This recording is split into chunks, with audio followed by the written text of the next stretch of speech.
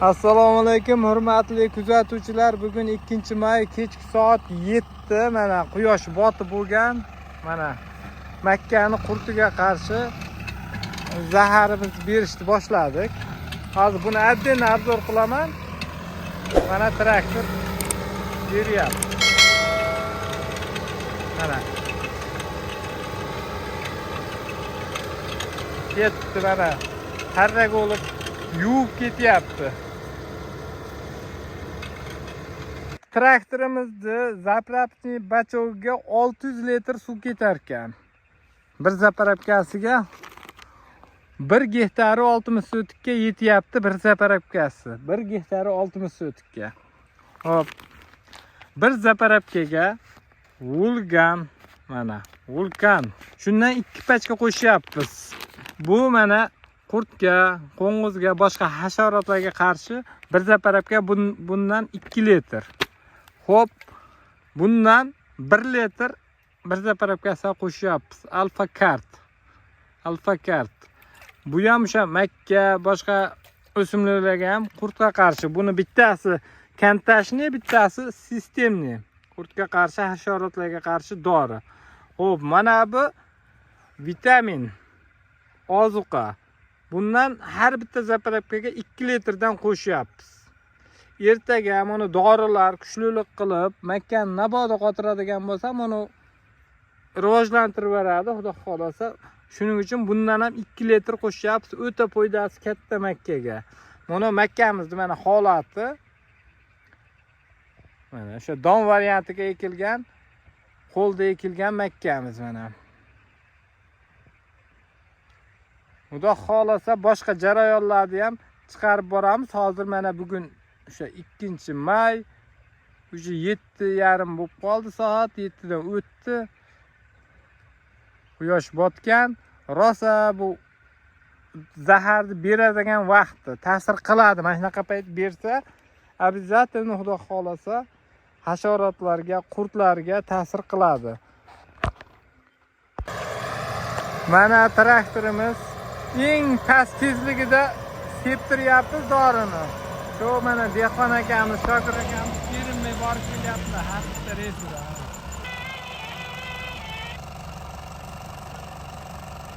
Yangi traktordan TTZ Elsi.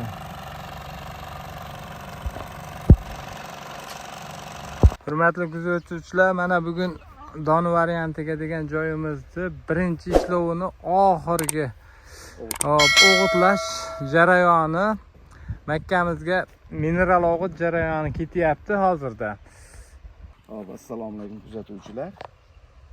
Birinchi kichkina qirqida berilayotgan ishlovimizni o'g'itlash jarayoni.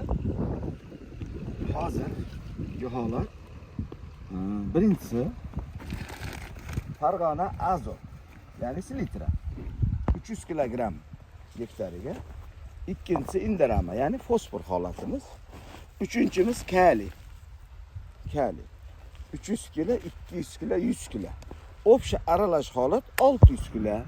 Bugun chislar 5-may, ya'ni 23 kunlik Makkamizning holati mukammal holatda turibdi. Mana endi birinchi dori solayotganimizda bitta narsaga e'tibor beraylik. Traktor mana solyapti. Ocharni chuqur tashlab yubormaylik. O'zining holati bo'yicha Makkamiz hali chuqur ko'mishga tayyor emas. Ikkinchi ishlovda Makkamizning holati, hozirgi holat 40 sent atrofida bo'lsa, 40 sent 50 atrofida bo'lsa, keyingisida taxminan 80 ga keladi. Unda bemalol baliqirra qilib turpoqni hammasini to'shiga olib chiqamiz. Chunki birinchi ishlovda chopiq jarayoni bo'ldi, qo'lda ayollar chop berishdi, zahar sevishdi, vitamin, endi o'g'itlash. Shuning uchun hozircha o'timiz yo'q. Bu suvdan keyin ozgina bitta ikkita o't chiqishi mumkin. Shuning uchun traktor sirasi 2 marta chizil kultivasiya qiladi. O'g'itlayotganda ponni holatda baliqirra qilib, Makkani taxminan 20 sm bo'g'zini ko'm beradi. Ham yotmaydi, ham ponni o'tni ko'mib ketadi. Shu bilan o't qolmaydi. Mana birinchi chopiq jarayonimizda o'timiz mana o'zi qolmadi. Deyarli. Mana o'timiz deyarli qolmadi o'zi, deyarli. Endi qo'ymasa bo'ladi.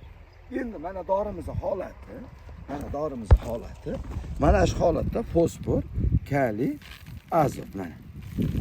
Bizga 1 gektar joyiga, mana bizga kerakli joy, mana kerakli joyga traktor beryapti. Bu. Shu bilan nasib qilsa, ertaga bir kun dam olamiz, indinga suvni qo'yamiz. Yana bitta narsa, mana shu makka o'sha o'tgan safar esimdan chiqib qoldi. Hozirlarga yana bitta joyda ham abrazis bor, berib o'tib ketamiz. Mana shu makka, mana 1 2 o'rtacha 40-50 atrofida. Bitta suv bilan turibdi, urug' suvi bilan. Urug'dan keyingi holatda suv qo'yilmagan. Urug' suvini o'zida turibdi. Endi ayda-bayda urug' suvidan keyin suv qo'ygan joylar bor. Shuni hozir mana shu video jarayonida ayda ham abrazis olib o'tib ketamiz. Qo'shni dehqonlar suv qo'ygan, shu holat bilan bu holatni farqini bilib o'tib ketasizlar. Biz bitta suv bilan turibdi. Hozir bunga oshadigan suvimiz ham etagiga tushiramiz, 2 soat nomiga aqizib to'xtatamiz. Bo'ldi, shu bilan o'sha to'xtaydi. Bizga dorini yeb ozgina eriydi. Ikkinchi ishlovda texnika birinchi o'rinda qilinadigan ishi zahar, ikkinchi ishlovda keyin 2 marta kultivatsiya chizil, orqasidan zahar, keyin bitta o'g'itlaymiz. Shu bilan o'zi bola quchoqlash davriga keladi. Hozirgi qilinayotgan harakat hammasi buni bo'yi bilan hosildorligi uchun hozirgi jarayonga bog'liq. Mana shu. Avvalambor buni taqdirini Alloh belgilaydi. Harakat sababi bizdan, natija Allohdan. Shuning uchun hozir bunga harakatimizni qilishimiz kerak. Chopig'ida, azotida, silitraydi hammasini berib, vitaminlarni berib, buni tayyor holat keltirishimiz kerak, o'g'itlashimiz kerak, buni iligini to'ldirishimiz kerak. Mana makkamiz oraliq jarayoni 35-40 sm ga boradi mana. 80 ming, 70 ming, 60 ming atrofida ko'chatimiz bor. Bizga yetadi mana shu ko'chat. 60 ming ko'chat ham yetadi, 70 ming ko'chat ham yetadi, 80 ming ko'chat ham yetadi. Biz o'rtacha 65 ming, 70 ming atrofida ko'chatimiz bor. Mana holat. Xo'p, hurmatli obunachilar, bizni kuzatishda davom etasizlar. Keyin Xudo xolasa suv qo'yilayotganini video qilib, oxirini sizlarga